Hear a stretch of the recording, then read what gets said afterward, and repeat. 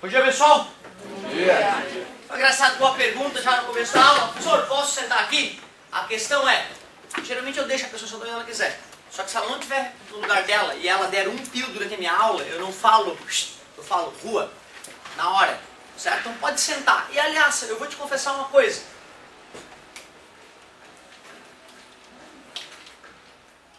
Qual é a diferença do lugar onde tu senta? Qual é a diferença? Vai aprender mais porque as nádegas estão em contato com uma cadeira do que em outra? Eu fico louco com isso. Eu cobro o espelho em respeito ao colégio, aos meus colegas, mas eu não consigo compreender onde é que a posição do aluno entra na história da aula. Porque se tu conversar na minha aula, em qualquer lugar, eu vou te botar pra rua, eu vou ser grosseiro contigo, vou botar o dedo na tua cara e falar, cala a boca, pô! Não interessa qual é o teu lugar, cara. Não interessa. Por isso me irrita um pouco quando já no começo da aula me perguntam, professor, o lugar, aí o espelho. Eu fico louco. Não precisa. O lugar não faz a menor diferença, cara. Tu é a mesma pessoa em qualquer lugar. Ah, mas ali eu converso. Conversa que eu quero ver. Tá entendendo? É assim, beleza? Pro teu bem. Revisão do volume 1. Vou falar tudo de mais importante que aconteceu no volume 1. Vou dar a bicuda na apostila, mostrando que a partir de hoje, sim, o volume 2 começa de verdade. E começa bonito, hein? Começa muito bonito o volume 2. Mas calma. Tudo começou com a história de falar lá de cinemática. Começamos a brincar de cinemática. Quando a gente falou de cinemática, a gente começou com conceitos básicos. O que é posição? O que é referencial? O que é movimento e repouso? O que é ponto material e corpo extenso? Certo? Foram os conceitos básicos. O que é trajetória? Trajetória também. A gente viu que referencial é o local escolhido para medir a posição dos corpos. Vimos que posição é a distância do corpo até o referencial. Vimos que estar em movimento é quando o tempo passa e a posição muda. Vimos que estar em repouso é quando o tempo passa e a posição não muda. Trajetória, todos os pontos assumidos pelo corpo ao longo do movimento, certo? Ponto material, quando as dimensões do corpo são desprezíveis para o fenômeno observado. Corpo extenso, quando as dimensões do corpo importam para o fenômeno observado. Não pense que foi do dia para a noite que eu adquiri esses conceitos. Eu estudei muitas vezes, repeti e errei muito até que eu tivesse esses conceitos todos organizadinhos na minha cabeça, que eu tivesse também não só decorado, mas entendido o que é cada um deles, certo? E tu ainda tem mais 2 anos para fixar esses conceitos na tua cabeça. Bom, logo depois a gente começou a ver coisas mais importantes, como por exemplo, a ideia de velocidade. Quando Galileu inventou a ideia de velocidade, nem existia sinal de igual ou sinal de divisão. Então a matemática, a física, era toda escrita em frases. Hoje nós temos que velocidade, usando só a letrinha V, ó, é igual à distância que o corpo percorreu, dividido pelo tempo que ele demorou para percorrer. Aliás, essa é a ideia de velocidade média ou velocidade instantânea? Essa aqui é a ideia de velocidade instantânea? Loucura isso, né, cara? Velocidade instantânea ou velocidade média? Qual é a diferença entre velocidade instantânea e velocidade média? Velocidade instantânea é aquela que o velocímetro do carro marca, né? Naquele momento a velocidade é aquela. E velocidade média é a velocidade que terias que fazer a viagem toda com a mesma velocidade para chegar no mesmo tempo que tu chegou indo do jeito que tu foi.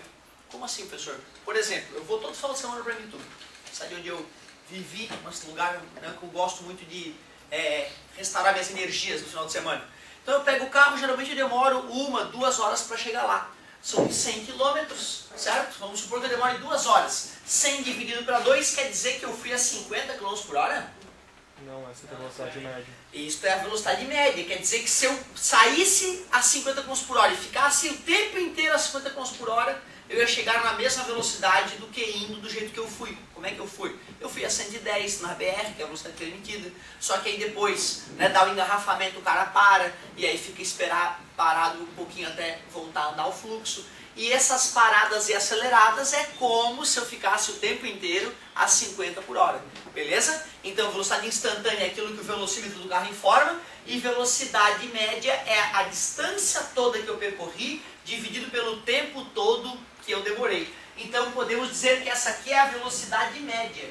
Se eu quisesse calcular a velocidade instantânea, eu teria que pegar 1 milésimo de segundo, ver o quanto o carro andou naquele 1 milésimo de segundo e dividir por 1 milésimo de segundo. Aí eu teria a velocidade instantânea naquele 1 milésimo de segundo, certo? Para que a velocidade seja instantânea, na verdade, 1 milésimo de segundo é muito tempo. Teria que ser um tempo infinitamente pequeno para eu poder calcular a velocidade instantânea do carro. Será que aquele equipamento lá, o velocímetro, faz um cálculo para poder me dar a velocidade? Será que é um cálculo que está sendo feito no carro convencional, o carro que tem aquele ponteirinho para medir a velocidade? Será que existe um computador fazendo um cálculo a cada segundo ali e entregando a velocidade? Não, né? O amigo sabe que não. É um dispositivo mecânico, né? É um dispositivo mecânico que gera uma interpretação para aquela velocidade. Vou te explicar como é que é o velocímetro. O velocímetro ele está engatado na caixa de câmbio do carro. A caixa de câmbio do carro é o que faz as rodas girar, que joga a rotação do motor para as rodas. E aí vem um cabinho que está engatado na caixa de câmbio, então esse cabinho ele gira. Esse cabinho vai até o velocímetro. Lá no velocímetro tem 2 discos. Um disco de feltro onde o cabinho está conectado, então quando o câmbio gira, esse disco de feltro gira. E encostado nesse disco de feltro tem um outro disco, que ele pode girar devido ao atrito com esse disco de feltro. Só que ele está conectado no ponteiro e há uma molinha. Assim, à medida que o disco de feltro vai girando e atritando no disco, no outro disco, ele vai obrigando que o ponteiro gire. Só que para poder girar mais, tem que ter mais atrito, tem que girar mais rápido. E o engenheiro faz esse atrito ser de um jeito tão certinho que corresponde à velocidade do ponteiro com a velocidade do carro. Mas tu vê, é algo mecânico, não é um computador que faz a conta. Ah, não. O teu pai já tem aquele, né, o computador de bordo, digital, não, aí é outra coisa. Aí tem um computador, tem um processador lá dentro, recebendo as informações dos sensores e fazendo um cálculo mesmo que vai no velocímetro do carro, certo? Mas os carros de ponteiro convencional, então tu vê, ele te entrega a velocidade, mas não tem cálculo nenhum acontecendo lá dentro. A velocidade, tipo, desses 2 métodos de fazer o carro mais certo, assim, de saber a velocidade certa do é aquele eletrônico. Interessante a tua colocação. Depende da maneira como é construído um ou outro. Certo? Tu vê o digital, não quer dizer que seja melhor, pode ser pior do que o analógico. Certo? Então digital e analógico depende. Tem instrumentos que são melhores digitais, tem instrumentos analógicos que são melhores. De qualquer maneira, a precisão do carro é pequena. Tanto num quanto no outro a precisão é pequena. É em torno de 10% apenas. Ou seja, tu está a 100 km por hora, tu pode dar tanto a 110 quanto a 90 no carro. Não existe grande precisão. O próprio desgaste do pneu já vai dar uma pequena diferença na medição da velocidade correta. Olha que interessante. Então se o cara trocou o pneu do carro, né, alterou o tamanho da roda do carro, sem regular o velocímetro, ele já pode estar com erro na velocidade. Olha que interessante. Por isso que alguns carros às vezes dão a impressão de dar mais ou menos que o outro, né? Porque não é seguro. O certo seria medir a velocidade pelo GPS. Pegar o GPS do carro e medir pelo GPS. Aquela velocidade já é um pouquinho mais precisa que a do velocímetro. Aliás, a pergunta da colega é muito interessante, galera, porque não existe nada que se saiba com precisão máxima na vida. Eu não posso nem medir o tamanho dessa carteira com precisão máxima. E outra, medir as coisas com precisão é extremamente caro. Te contei daquela história do navio da Petrobras, que uma empresa foi contratada para medir a circunferência do mastro do navio, e essa medição custou $100 mil. Está entendendo o que eu estou dizendo? Uma empresa vai lá e paga $100 mil para outra empresa levar a equipe no navio e medir o tamanho de um mastro. Não é construir não, é ir lá e medir. Olha, a circunferência desse mastro é tanto. Tu tem que pagar $100 mil para uma empresa aí no teu navio fazer essa medição. Tu está entendendo o que é tecnologia e conhecimento, meu amigo? Quem tem, consegue. Quem não tem, se arromba. Para tu poder medir o tamanho de alguma coisa nessa vida, tu tem que ter faculdade de engenharia e ser mestre em metrologia, senão tu não consegue fazer o serviço. Que loucura, né? Certo? Então tu vê, cara, às vezes medir é o segredo. Conhecer o tamanho de algo é indispensável. E só isso já tem que manjar muito. Certo? Que loucura, né? Então não quer dizer que um velocímetro ou outro seja melhor por ser analógico ou digital. Alguns instrumentos digitais são melhores que alguns analógicos e vice-versa. Agora olha só, galerinha. Toda essa discussão só por causa da velocidade média e da velocidade instantânea. Olha como é que eu responderia ou montaria a fórmula da velocidade instantânea? É assim, ó. É assim que se mostra uma velocidade instantânea, por curiosidade.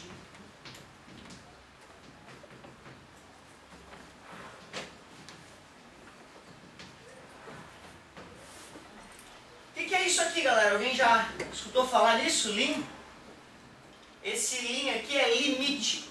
A gente lê isso aqui assim, a velocidade é igual ao limite de ΔD sobre ΔT, quando ΔT tende a zero. É assim que se lê isso. O que eu estou querendo dizer com isso? Que quando eu for fazer esse cálculo, essa divisão, o ΔT vai ser tão pequeno que vai chegar próximo de zero. Eu estou te mostrando então que eu escolhi, que eu fiz esse cálculo num tempo absolutamente pequeno, mostrando que é naquele momento que a velocidade está sendo calculada. Eu demorei muito tempo para entender isso aqui. Isso aqui na verdade é mais para te acostumar com essa maneira de escrever limite de ΔT dividido de ΔD dividido por ΔT, quando... Parabéns, ΔT tende a zero. É assim que se lê aquilo ali. Mas não é o importante é que tu já tem noção do que é velocidade, né? O que significa um corpo estar a 10 metros por segundo? 10 metros por segundo, qual é o significado físico? É cada segundo? Muito obrigado, ele anda 10 metros, show de bola, bem simples essa ideia. Nessa fórmula eu preciso te entregar quantas coisas? Duas. E tu calcula que está faltando, não é isso? Está dividindo, passa? Está multiplicando, passa? É o máximo que tu precisa saber. Porém, essa fórmula ela tem uma limitação terrível. Ela só vale para corpos que têm velocidade constante, ou na física a gente chama de uniforme. Isso. Ou seja, se um carro começa com uma velocidade de 10, daqui a pouco está 15, daqui a pouco está 20, essa fórmula é lixo. Galileu, para tentar resolver esse problema, criou uma outra ideia, a ideia de aceleração. Aceleração, galera, é a grandeza que mede a mudança da velocidade. O que significa um corpo ter uma aceleração de 10 metros por segundo ao quadrado? Que a cada segundo a velocidade aumenta 10 metros por segundo. Totalmente diferente de 10 metros por segundo. Que a cada segundo anda 10 metros. Concordam comigo? Uma mede o quanto o cara andou, outra mede o quanto a velocidade dele aumentou. Aceleração. Como é que se calcula a aceleração mesmo? ΔV. E eu te pergunto, isso é uma aceleração média ou instantânea? Está no quadro a resposta. É, né? Se isso é uma velocidade média e isso é uma aceleração média. Quero ver então. Escreve como é que é a fórmula da aceleração instantânea. A igual Limite ΔV sobre ΔT. ΔT tendendo a zero. Uou! Tu vê, ó, tu viu uma vez na tua vida a coisa, a maneira esquisita de escrever a informação e usasse o bom senso e já escrevesse a segunda vez por conta própria. É assim que é o ser humano, ele manja de cópia, ele olha uma coisa, putz, agora eu já sei fazer, e se apropria daquela ideia, né? Beleza? Mas relaxa, tá? Isso aqui tu só vai ver a fundo na faculdade. Só na faculdade é que tu vai estudar limite de alguma coisa, tá? É que em alguns livros tu já vê aquela maneirinha de escrever, e eu não quero que lá pra frente fique me xingando. Pô, aquele narigudo não falou sobre isso, eu quero ter falado sobre tudo, pra te dar uma força lá na frente. Beleza? Aceleração média, aceleração instantânea, nada demais. Mais uma vez a matemática para resolver esse tipo de coisa é muito parecida com aquela, né? Bem parecido. E eu vou até te confessar, cara, que a partir de agora, logo nas próximas aulas, a gente vai modificar essas duas fórmulas. Nós vamos modificar essas duas fórmulas e criar duas fórmulas levemente diferentes. Olha o que vai acontecer. V é igual, o que é delta mesmo? Delta D? É a variação do distância. Final menos inicial. E ΔT final. Quando a gente vai medir o tempo de um fenômeno, a gente não zera o relógio no começo? Por isso que o tempo inicial é sempre zero. Sempre que eu posso, eu zero. E aí o tempo inicial fica sendo zero. Tá dividindo, passa. Menos, passa. A fórmula pode ficar com esse formato aqui, gente, ó. É importante que tu entenda que essas duas fórmulas são a mesma fórmula. Eu fiz uma leve modificação daqui para cá. Tudo que uma faz, a outra faz. Só que essa está num formato mais confortável. Porque eu já posso achar a posição, a distância final. Basta eu conhecer a inicial. Isso. Nesse formato, essa equação recebe o nome de equação horária da posição. De tão importante que ela é. Equação horária da posição. Não custa, vou botar o nome aqui. Equação porque tem sinal de igual. Tudo que tem sinal de igual é chamado de equação. Horária porque envolve o tempo. Tá vendo o tempo ali, ó? Horária. Da posição. Por que da posição? Porque ela informa a posição. Equação horária da posição. Eu posso fazer a mesma modificação que eu fiz nessa fórmula para chegar até essa. Eu posso fazer a mesma modificação nessa. Me ajuda. A é igual. O que é isso mesmo? Muito obrigado. V menos V0. O que é delta T? T menos T0. O que eu faço com o T0? Por que eu corto? Porque sempre começa do zero. Se tu é o experimentador e estás com o cronômetro na mão, zera o tempo inicial. Para que usá-lo? E aí vai sobrar só T, que está dividido. Passa A vezes T é igual a V menos V0. Menos passa para o outro lado. E só para ficar bonitinho eu vou escrever na ordem inversa. Se aquela se chamava equação horária da posição, como se chama essa? Muito obrigado, gente. É assim que se participa. Equação horária da velocidade. Show de bola. Então, no vestibular da UFSC, tu não ganha essa fórmula. Tu ganha essa. Tu não ganha essa fórmula no vestibular da UFSC. Tu ganha essa. Mas tudo que uma faz, a outra faz. Tens é que ter matemática básica para isolar a letrinha com segurança. Mais passa menos, está multiplicando, passa dividindo, com calma fazer essa brincadeirinha. Legal. Bom, nós basicamente avançamos até esse ponto na cinemática. Nós vamos avançar muito mais, tá, galera? Eu ainda vou te mostrar uma equação que permite prever a posição do corpo, mesmo quando ele muda de velocidade. Galileu resolveu essa também. E também nós vamos avançar.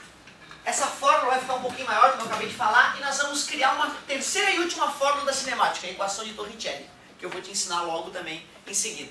Só que depois, o autor da apostila acha melhor que depois que a gente der uma pinceladinha em cinemática, a gente pare e mude um pouco de matéria, comece a falar um pouco de dinâmica.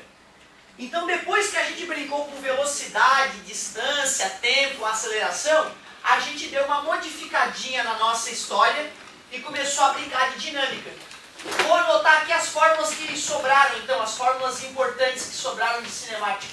A fórmula da velocidade levemente modificada e a fórmula da aceleração levemente modificada. Foi o que restou de importante da cinemática pra gente. Logo depois, então, a gente foi para a dinâmica. A dinâmica já era uma ideia um pouquinho diferente da cinemática, porque ela se preocupava em entender as forças. Aliás, nós até começamos vendo o que era força. Força é uma entidade, é uma coisa que causa deformação e aceleração dos corpos. As forças podem deformar os corpos ou acelerar, mudar a velocidade dos corpos. E foi na dinâmica que nós vimos as 3 leis de Newton. Primeira lei de Newton: se a força resultante atuando no corpo for zero, ele tende a ficar em repouso se estiver em repouso, ou tende a ficar em MRU se já estiver em MRU. O que é MRU? Muito obrigado. Andando em linha reta com velocidade constante. E antes do Newton, a galera achava que movimento só podia existir quando houvesse força. Depois da primeira lei de Newton em nossas vidas, nós sabemos que quando um corpo continua em movimento, ele pode estar se movimentando com força resultante zero, só devido à inércia. Aliás, sempre que tu vê uma coisa andando em linha reta e com velocidade constante, tu sabe que a força resultante é? Mesmo que tenha um supermotor empurrando ela para frente, a força resultante é zero.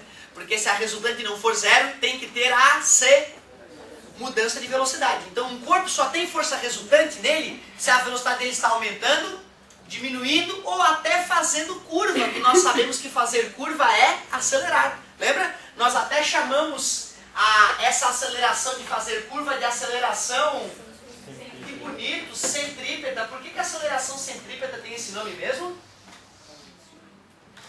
Bolinha, barbantezinho, amarrou a pedrinha, sai girando. A força que atua na bolinha é só o barbante, não é isso? E esse barbante está amarrado no centro da curva, não é isso? Então, nós podemos dizer que a força centrípeta é aquela que aponta para o... Uma força centrípeta gera uma aceleração centrípeta. E a aceleração centrípeta tem esse nome porque aponta, então, para o centro. Do que depende a aceleração centrípeta? Quanto maior a velocidade, maior ou menor a aceleração centrípeta? Maior, quanto maior a velocidade do carro, mais tu precisa te segurar no carro na hora de fazer a curva, não é isso? E quanto maior o raio da curva, maior ou menor a aceleração centrípeta? Menor, porque uma curva de raio maior é uma curva abertona, é uma curva tranquila de fazer, não precisa se segurar. Agora, se a curva é pequenininha, fechadinha, aí tu tem que te segurar no carro, né? Fica mais perigoso. Tudo bem? Intuitivo isso, né? Tranquilo. Aliás, quero ver, hein? Quero ver se estás atento. Dobrou a velocidade do carro. O que aconteceu com a aceleração centrípeta? Aumentou quantas vezes? Não, olha ali, ó.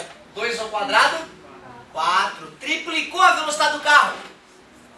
9 vezes mais a aceleração centrípeta. Por isso que qualquer aumentadinha de velocidade na curva gera problema para fazer a curva. Porque se tu dobra a velocidade do carro, tu precisaria de 4 vezes mais aceleração centrípeta. Se tu triplica a velocidade do carro, tu precisa de 9 vezes mais aceleração centrípeta para poder fazer a curva. Tudo bem para vocês? Se cai o raio pela metade, o que acontece com a aceleração? Dobra, só dobra agora, não dobra 4, não aumenta 4 vezes, né? Aumenta, dobra. Se o raio cai a terça parte, o que acontece com a aceleração? Triplica, aumenta 3 vezes. Dessa vez não teve o ao quadrado, tá vendo? Para pensar. Não teve o ao quadrado. Eu vou precisar dessa ideia já na sequência da aula. Galerinha, lá na dinâmica, além da primeira lei de Newton, a lei da inércia, tá parado, continua parado. Tá andando, continua andando, MRU. Tinha a terceira lei de Newton, a lei do bateu, levou. Para toda força, existe uma outra força, uma reação. Parabéns, de mesmo módulo, mesma direção e sentidos opostos. Ação e reação se anulam? Jamais. Por quê? Muito bom, cara. Nunca vi a galerinha tão afiada nessa parte. Atua em corpos diferentes. Show de bola.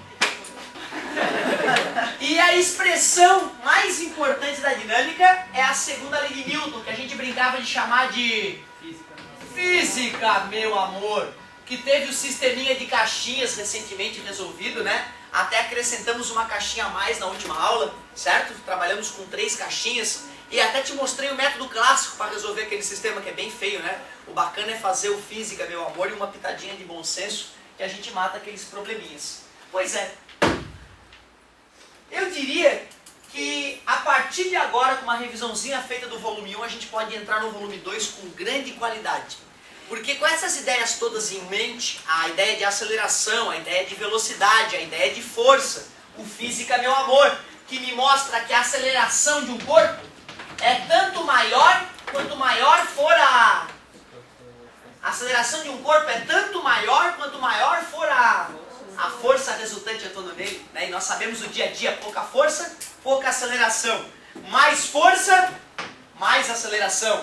E a aceleração adquirida por um corpo é inversamente proporcional à massa do corpo. Nós já fizemos experiências que confirmaram que corpos mais pesados, né, como a cadeira, têm mais dificuldade de acelerar do que corpos leves como o giz, certo? Uma coisa bem simples. Só que o Newton fez isso só filosoficamente, ou será que ele fez experimentos para confirmar essa ideia? Experimentos, que senão não é ciência. Filosofar e sair dizendo que não é ciência. Só se for dentro da filosofia, dentro do mundo das ideias, né? Física, matemática, biologia, química precisa de experimentos para poder confirmar o que a teoria diz. Aliás, esse é o método científico, né? Tu observa, faz teorias sobre o que está acontecendo, testa as tuas teorias, confirma ou refuta as teorias para mais uma vez voltar a estudar o fenômeno até explicá-lo, né? Essa é a beleza do método científico, né? É um método que permite esclarecer o que está acontecendo. Pois é, como eu estava te dizendo, o inventor dessas ideias aqui foi Galileu Galilei, 1600 e pouco. Já o física, meu amor, e as leis de Newton é do Isaac Newton, que é logo depois do Galileu, né? Um morre, o outro está nascendo praticamente, e então eles são de épocas levemente diferentes.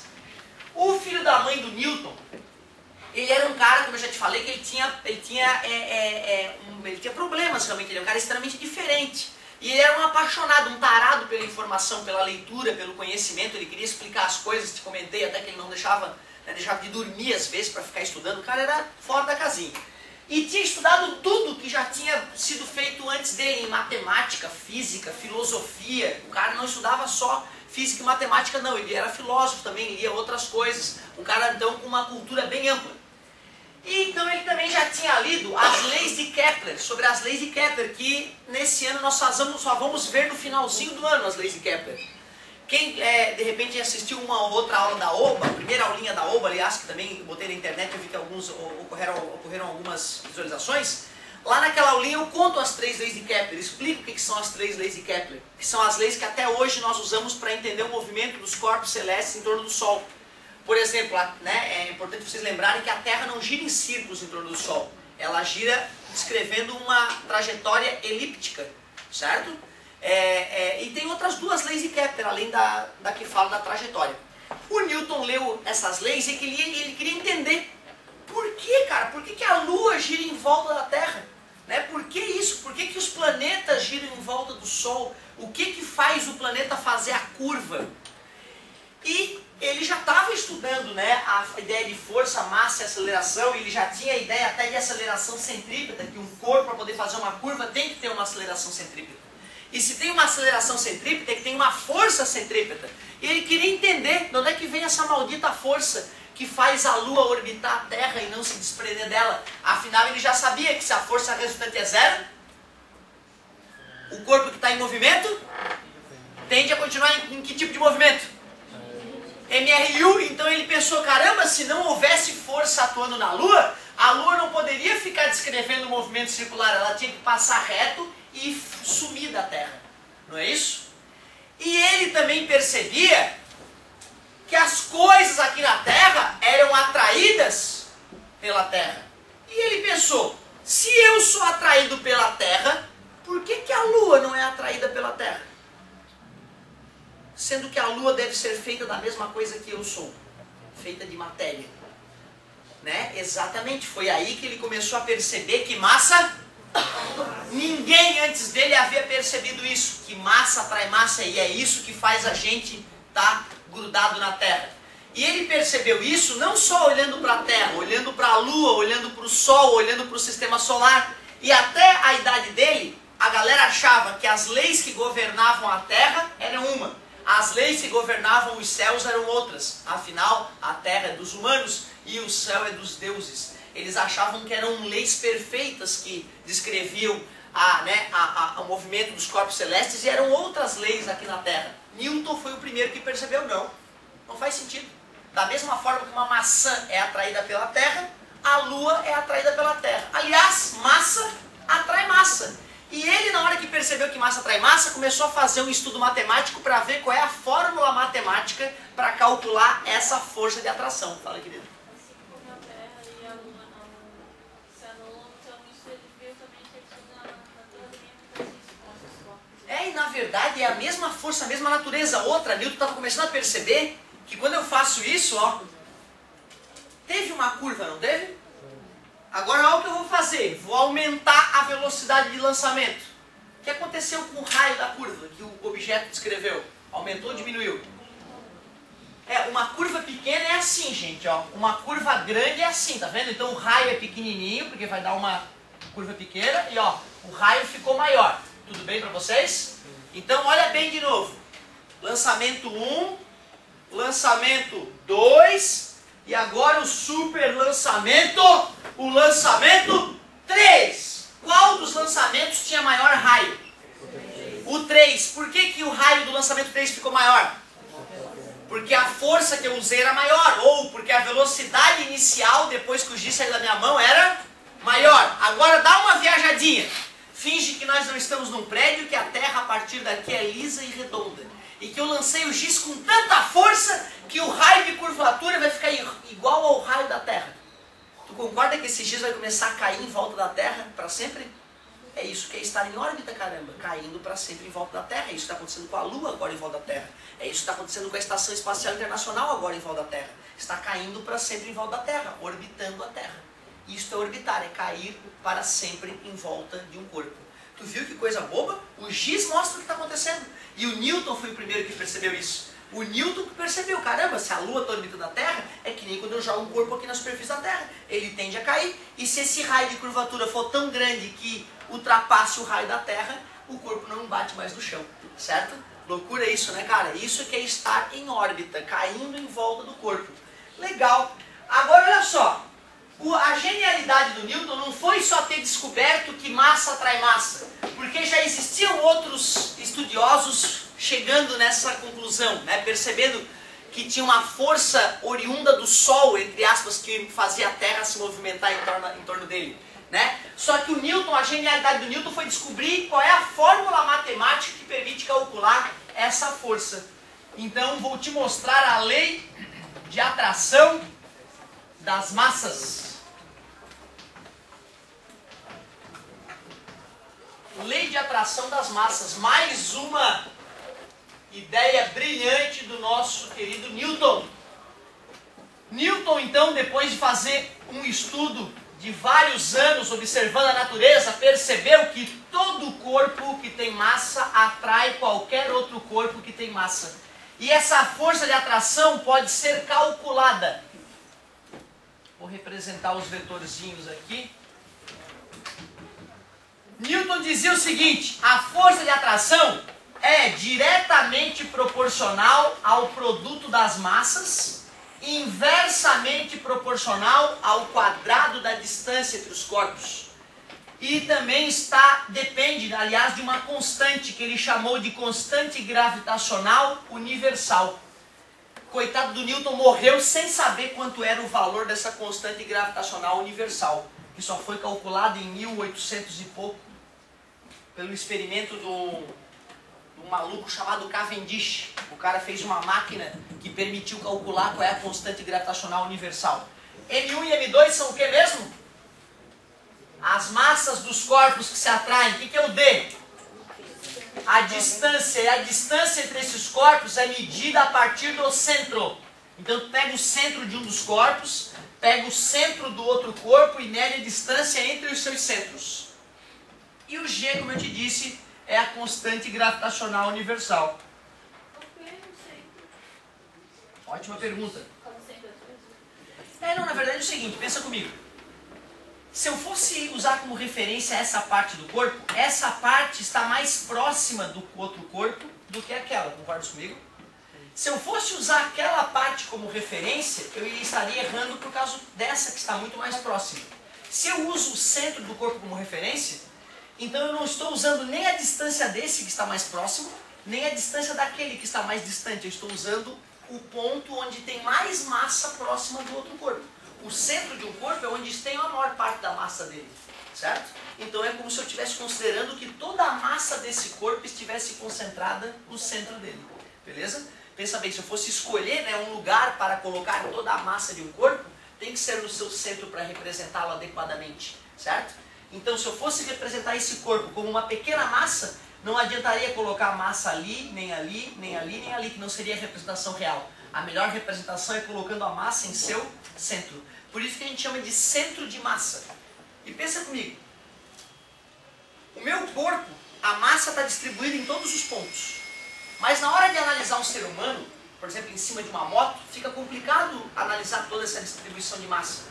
Dá no mesmo que pegar um corpo de 70 quilos e colocar próximo de onde o umbigo do corpo estaria, o umbigo da pessoa estaria. Então, se eu amarro um corpo de 70 quilos logo acima do assento da moto, eu estou praticamente representando um ser humano em cima da moto, com um corpo muito menor e muito mais simples de ser representado fisicamente, certo? Então, o centro de massa de uma pessoa geralmente é por aqui assim, perto do umbigo dela, certo? Não quer dizer que o umbigo tem alguma coisa a ver com isso, né? Só quer dizer que a nossa massa está em volta do centro do nosso corpo. Beleza? Bacana a pergunta. Galerinha, a constante gravitacional universal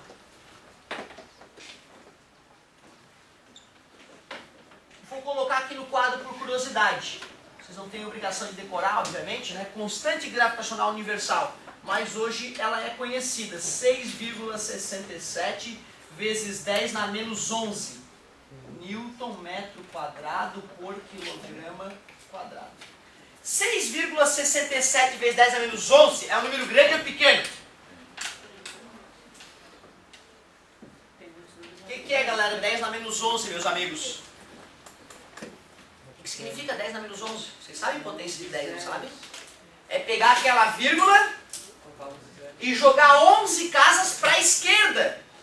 Não para a direita. 10 na 11 é acrescentar 11 pulos para a direita. 10 na menos 11 é 11 pulos para a esquerda. Peraí. Eu achava que vocês conheciam aquilo ali. Deixa eu escrever então a constante gravitacional universal. 1, 2, 3, 4, 5, 6, 7, 8, 9, 10, 11. Deixa eu ver se é isso. 1, 2, 3, 4, 5, 6, 7, 8, 9, 10, 11. É isso, ó. Isto é a constante gravitacional universal. É um número grande ou pequeno? Bem pequeno. É esse número que explica o fato de quando traz na frente ali do prédio do colégio, tu não te sentir atraído pelo prédio do colégio. Porque esse prédio não tem uma massa razoável, e massa não atrai massa, então tu pega a tua massa, pega a massa do prédio, pega a distância entre o prédio e você, joga todos esses dados na fórmula, vai dar uma força. Essa força é ridiculamente pequena, por isso que tu não te sente atraído pelo prédio. Isso tudo porque a constante gravitacional universal é um valor extremamente baixo, pequeno, certo? Por incrível que pareça, gente, cada um de nós está atraindo um ao outro agora. Ó, a borracha e eu estamos nos atraindo agora. Se eu pudesse ir para o espaço sideral, longe de tudo, e largasse a borracha e eu aqui, paradinhos, depois de algum tempo, muito tempo aliás, né, essa borracha começaria a vir para cima de mim. Porque massa atrai massa, tá beleza? Então é fundamental tu lembrar disso. E por que tu não sente essa atração? Porque precisa de muita massa para tu sentir essa atração. Por exemplo, um planeta. Se tem um planeta perto de ti, aí esse planeta vai atrair a massa do corpo de forma que tu possa sentir, certo? Então, por que eu sinto a borracha sendo puxada para baixo? Porque a massa do planeta Terra atrai a massa da borracha. E por que eu não sinto essa atração da borracha pelo meu corpo? Porque a minha massa é um nada perto da massa do planeta Terra, certo? Eu peso 70 quilos, a Terra pesa 5,98 vezes 10 na 24 quilogramas, certo? Então tem que pegar a vírgula, né, e botar 24 casas para a direita para descobrir a massa do planeta, né? A borracha é atraída pela mesma força que um corpo normal, como o teu, assim? Isso, vamos ver. Deixa eu dar uma olhada. A pergunta é se a borracha é atraída com a mesma força que um outro corpo qualquer. Deixa eu pensar. Não. Os corpos mais pesados são atraídos com mais força. Concordam comigo? Né? Uma coisa bem lógica. Ó, a borracha tem pouca massa, a atração é pequena. A cadeira tem mais massa, a atração é maior. Mas o interessante é que se eu largo a cadeira e a borracha, eles têm que cair juntos. Não é isso? Aí a coisa começa a fazer sentido. Agora a coisa está começando a fazer sentido. Dá uma olhada aqui, galera. Ó. Essa apostila, ela tem umas... A minha é um pouquinho maior que a de vocês. Ela tem umas 70 páginas, eu acho, ao todo. Mais a mola, mais a capa dura. É mais de 70 vezes mais massiva do que a folha. Concorda comigo? Deixa eu ver. E ó, eu sinto isso, ó. A folha eu mal faço força para suportar ela. Essa aqui eu preciso fazer uma força mínima para suportar ela. Certo? Tenho que fazer 70 vezes mais força do que essa. Concorda comigo? Quando a gente deixa cair, dá a impressão de o corpo mais pesado ter caído primeiro, em função de seu peso, mas é uma ilusão. O que aconteceu é que a folha aberta, né, ficou sambando no ar, atritando com o ar e não caiu. Lembra disso? Primeiras aulas? Quando eu faço isso, ó, isso mostra por que corpos de massas diferentes caem com a mesma. E faz sentido. Newton não nos ensinou que a aceleração depende da força e da massa? Quanto maior a força, quanto maior a massa. Qual desses corpos precisa de mais força para ser acelerado? O maior, o mais massivo, não é isso? E a Terra não atrai esse cara com mais força? Ou seja, o cara que tem mais massa é atraído com mais força. O cara que tem mais massa é atraído com mais força, é por isso que eles caem com a mesma aceleração, porque o cara que tem mais massa é atraído com mais força, é por isso que a aceleração é igual para todos quando estão caindo aqui na Terra. Qual é a aceleração de um corpo que cai próximo da Terra? 10 metros por segundo ao quadrado. E aí olha a sacada do Newton, olha a sacada. Newton descobriu como é que se calcula a força de atração entre uma pessoa e a Terra.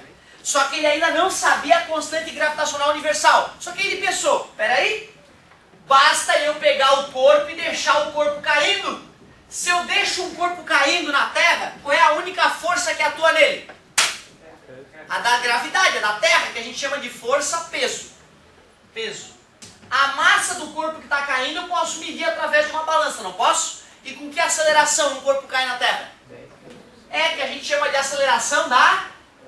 Tu concorda que essa fórmula, peso igual a m vezes g, que tu usa desde o ano passado, é física, meu amor? É a própria física, meu amor, cara. P é uma força, é o peso. M é massa. E o G é uma aceleração. Então tu vê como é fácil calcular a força que um corpo atrai outro aqui na Terra. Deixa o corpo cair. Quando o corpo está caindo, a única força que atua nele é a da Terra. Se tu sabe a aceleração e sabe a massa, faz física, meu amor, e calcula com que força a Terra atrai o cara. Só que pensa bem. Peso igual a m vezes g, tu usa tempo. E vamos continuar usando. Mas na verdade, na aula de hoje, eu te mostrei como é que se calcula a força de atração gravitacional, não é isso? Então, quando eu for calcular a força entre uma pessoa e a Terra, se eu for usar essa fórmula, eu tenho que pegar a constante gravitacional universal, a massa da Terra, a massa da pessoa e a distância da pessoa até a Terra. Mas tu concorda que a massa da Terra é praticamente a mesma sempre? Né? Tem uma poeirinha interestelar caindo todo dia. A Terra está 1 tonelada, 2 toneladas mais pesada por dia, um pouco mais até. Certo? Só que isso é irrisório perto do peso da Terra. Certo? O raio da Terra não é praticamente o mesmo?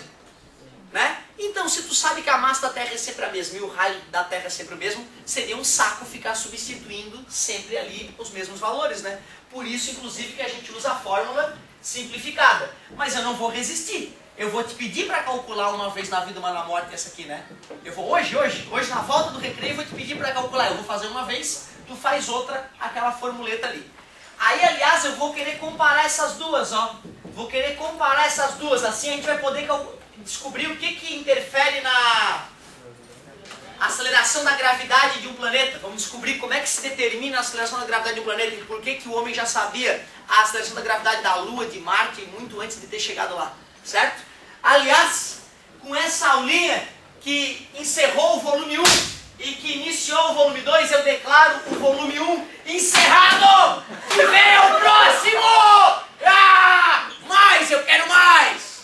Não façam isso com a apostila de vocês, eu ganho uma todo ano. A apostila de vocês deve ser guardada com muito carinho, porque tu vai precisar dela para revisar uma coisa ou outra futuramente. Que beleza! E é cara, boa, garoto. Também, né, só doutores e mestres escrevendo material, tem que pagar bem, né?